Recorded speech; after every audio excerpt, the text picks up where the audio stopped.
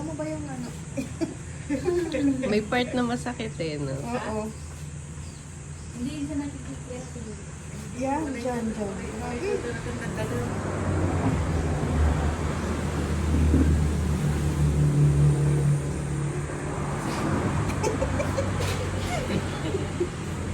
Lalambot.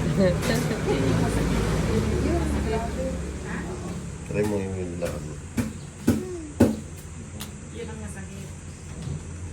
Kasi kung wala naman sakit, hindi naman makakatagal. Kaya kayo nagkas. Ha? Pagsakit sliver ka. I-flat mo.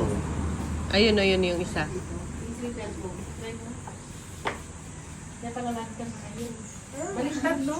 Tapos ako, hindi ko kaya Kasi mag-kinig. nakaganyan siya. Para Kasi parang nakaano na yung paa ko nung ano eh, yung parang nakakontrol na yung ano. Kaya parang may naapatan kang ano dito eh.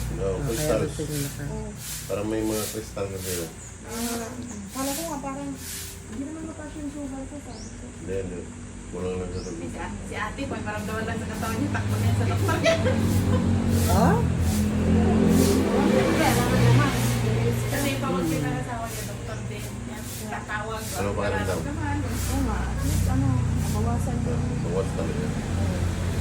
Ganun kaya gawin mo lagi, tutusugin mo Hindi, lang. minsan ano sa yung anong bote ng ano, ginaganyan ko naman. Pagka ginaganyan mo ng bote, yung mainit na tubig ang ilagay mo. Ganun po. Oo, mas maganda. Pag Trip mo malusaw. lang din naman yan, pwede na. Mas magandang mainit. Tapos kung medyas ka, Ay sa gabi nakamedyas ako eh. ayaw, para maganda yung ikot ng bote.